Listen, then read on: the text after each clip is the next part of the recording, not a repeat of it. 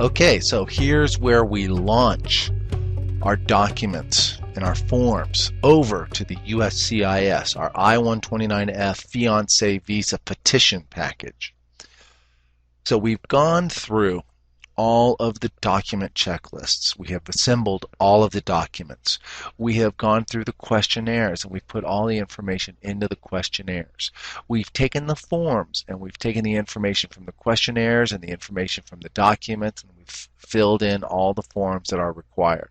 So we're feeling good at this point. We've looked at the instructions to the website and we are now ready to actually bundle these up and send them off. Now this is a plug that I want to put in for me, which is that I do provide a service. If you're still not feeling comfortable with this, it's a coaching package, and I will go over your documents, your questionnaires, your forms, and I'll review them. It takes 2 hours, and I charge $549 for that service. And most of my clients will do 90-minute session where we go over everything, and then they'll find errors and little things to add or revise, and then we'll do a follow-up session for 30 minutes just to look over everything one more time, make sure everything's dialed in. Those clients feel really good at this stage when they are pushing everything over to the USCIS to wait for 4 to 6 months for them to approve it. So end of paid commercial. And if you need to get in touch with me, you would go to www.immigrationvisaattorneys.com, and all the information is on there on how to do the coaching session. So this is our cover letter that we use, and of course we have all our information at the top, and you should have your information at the top too. Set it up like a cover letter on your own home stationery. There's our date. This is where our information is. We've taken it right off the website. Do not use this address. Double check the website to make sure you have the proper filing location for your I-129F form. Very important. As well, this address is the P.O. box, which is for certified mail, as you can see down here, right? So we're doing a certified mail. If you're doing express mail, you're using a completely different address. So double check that. Okay, good. Ray means regarding. Parker, all caps, we know that is a last name, comma, first name, Timothy, cap on the first letter, lowercase. We're going to put here petitioner. This is his legal relationship to the petition. He's the petitioner. Cool. King and beneficiary. Great. What is it? It's an I-129F petition for alien fiancé. This gives them everything they need to know. Dear Service Center professional. Now they love seeing that. Okay, everyone wants to be a professional. They don't want to be just some, low-level USCIS person. Bring them up. Give them some respect. Dear Service Center professional, please find enclosed a petition for alien fiancé and the following documents for your review. 1. Form G28, wherein I enter my representation. Okay, so we're not doing a G28 actually on your form, right? Okay, shit. Cancel. This is the wrong letter.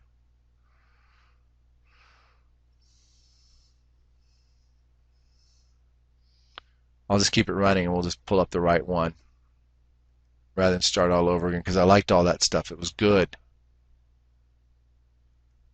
Touch me, touch me, touch me, touch me. I want to get dirty. Thrill me, chill me, fulfill me. Creature of the night, creature of the night. Is the right one?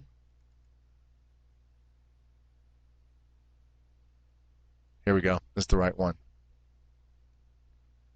Okay. Michael, I'm going to start over with this cover letter here.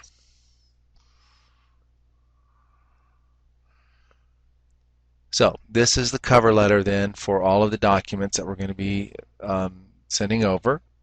Community of Immigration Naturalization Attorneys. So this is my company. You're going to put your name up here, and you're going to put your address here and your phone number here, okay? And so the date, put the date you're mailing it out, and remember this address here, Do not use this address. This is the address that I have taken off the website in, December of 2012, right? You're doing this whenever, so the address may have changed. So you want to make sure that you go to the website, as I showed you in the previous videos, to determine the proper address. This also is the address for the certified mail, right? And look, I like to put the certified mail number right here on this letter, because you would be amazed at how much easier it would be down the road to prove that you actually sent this thing in when you put the certified mail number on this piece of paper. And then you have the certified mail receipt, and then you have the certified mail proof of delivery. It all works out really well. So here's our address, and then look at this. Parker, this is a capital P-A-R-K-E-R, and this Ray over here is regarding, and then capital T, Timothy. This makes it easy to understand. This is the first name and this is the last name. Petitioner. And then last name, King, Ann, beneficiary. These are the legal relationships. So we're making that really clear. Who's filing for who? I-129F, petition for alien fiancé. That's what we're doing here. Dear Service Center professional, this is a term of respect. And we want to use the law of reciprocity here. So we're showing them respect. They're going to give us respect in return, which means they won't be, hopefully, losing the petition and having bad things happen to it. And it's just immigration karma. We totally believe in immigration karma here at CINA. Please find enclosed a petition for alien fiancé and the following documents for your review. 1. Form G28, wherein I enter my representation. So this is where, obviously you're not going to be using this because you're not an attorney. But when an attorney, that's the first form we have on top. Yours, number 2, Form G1145, notification of acceptance of petition. All right? This is your thing that you're going to do, which we already talked about. Second thing, Form I-129F, application for the K-1 visa with filing fee of $340 and 1 photo of petitioner and 1 of beneficiary attached. Just like that. A. U.S. birth certificate of petitioner. B. Birth certificate of beneficiary from Canada. C. Biographic page from passport. Okay, you've seen these documents. We've looked at these documents. These documents are the ones that they're looking for. Number 4 here, Forms G325A, biographic information for petitioner and beneficiary. So we just went over those. Those are going to be next in line. 5, letters from petitioner and beneficiary stating they intend to marry and have met one another in person within the last 2 years. So that's where this proof goes in.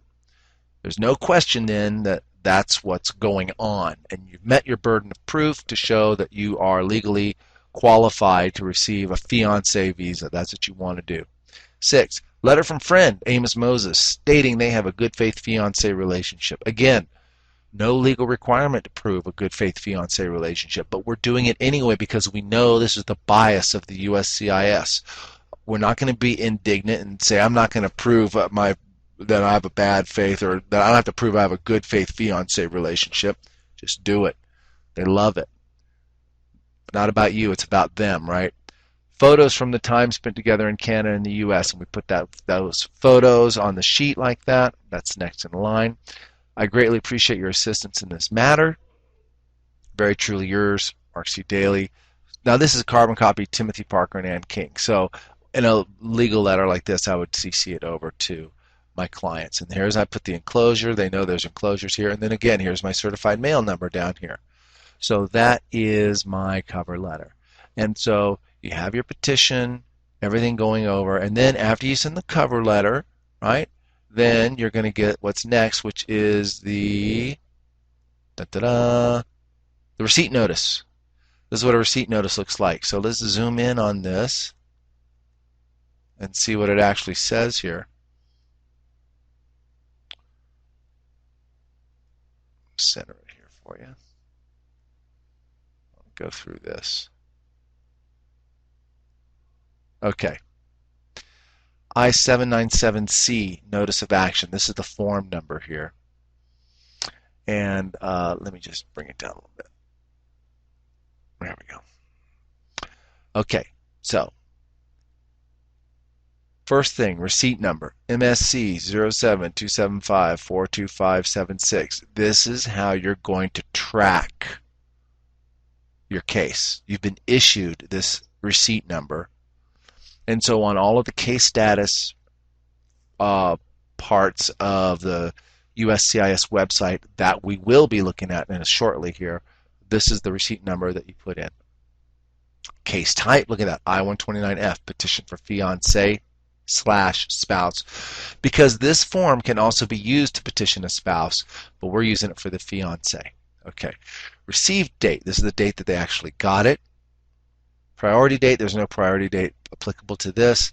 Applicant, Parker Timothy. Okay, remember he's applying for his fiancée, the petitionee, the beneficiary. He's the petitioner.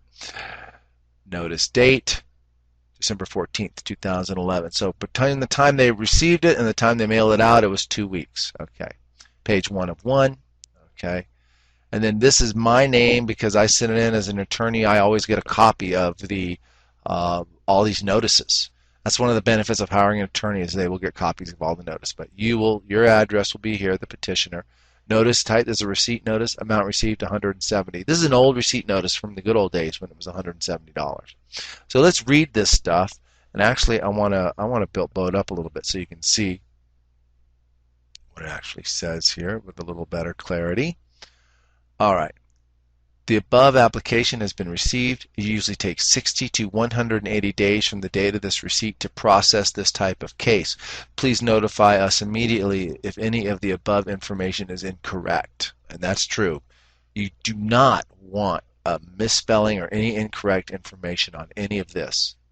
Because what happens is that later on at the embassy, if the whole case is set up this way and then the applications come in and there's a mismatched name, they freak out. Oh, you're not really the right person, you're not the real person, on and on and on. So definitely make a record. If any of the information, spellings of name, even the slightest spelling of name is off, send a letter with the receipt number on it, certified mail, keep all your documents on it, because I have lived this one. I have totally lived this one where the name was misspelled, and we raised an issue, and then later on in the Philippines, they were going to deny. They sent an intent to deny because the names were different. They suspected fraud, and we had all of our proof that we had made a claim early on that the name was incorrect, and they approved that case. So, words of wisdom, hard fought, learned the hard way. We will send you a written notice as soon as we make a decision on this application. Yeah, so that's right. So the next thing they're going to do is send a decision. If you have other questions about possible immigration benefits and services, filing information, or BCIS forms, this is now USCIS, please call the BCIS, National Customer Service Center, that's actually USCIS, at 1-800-375-5283. If you're hearing impaired, okay, information regarding case status is not available at this number. Okay, that's true. If you have access to the internet, you can also visit the BCIS at bcis.gov. Now, this is not the BCIS anymore. It is now the USCIS. Okay, so just some history here. Okay, so this is the receipt. You've got a receipt. Yay. The next thing you get then is, of course, the approval notice. This is what an approval notice looks like. Let's zoom in and let's go over this approval notice. Okay, here's your receipt number again. Case type 129F, petition for fiancé. Receipt date. Okay, remember the first time they got it? It's still there. Notice date, February 15th, 2012. So they processed this pretty quickly. Now here they got both names, Petitioner, Timothy Parker, Beneficiary, and King. Okay, let's zoom this in a little bit.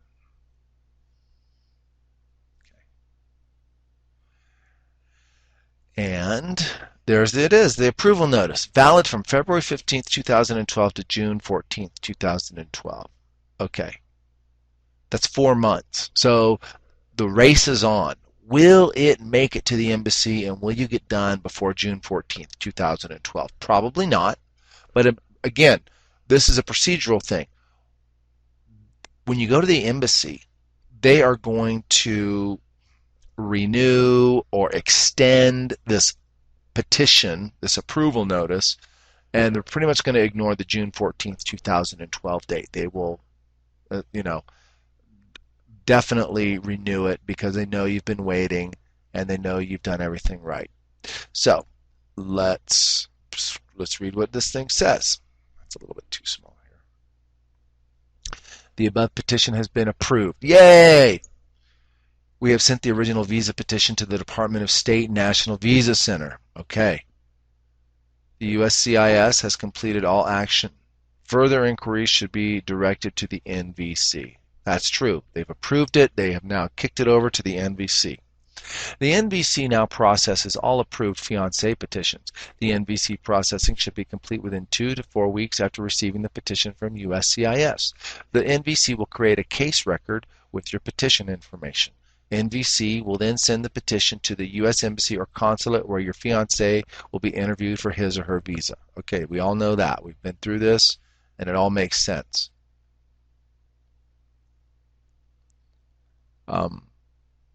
You will receive notification by mail when NVC has sent your petition to the U.S. Embassy or consulate. The notification letter will provide you with a unique number for your case and the name and address of the U.S. Embassy or consulate where your petition has been sent. If it has been more than 4 weeks since you received this approval notice and you have not received notification from NVC that your petition has been forwarded overseas, please call NVC at this phone number. Please call between 8 a.m. and 6:45 Eastern Standard Time. You need to enter the INS receipt number from INS.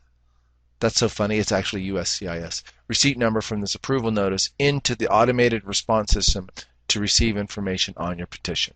You can also talk to humans there.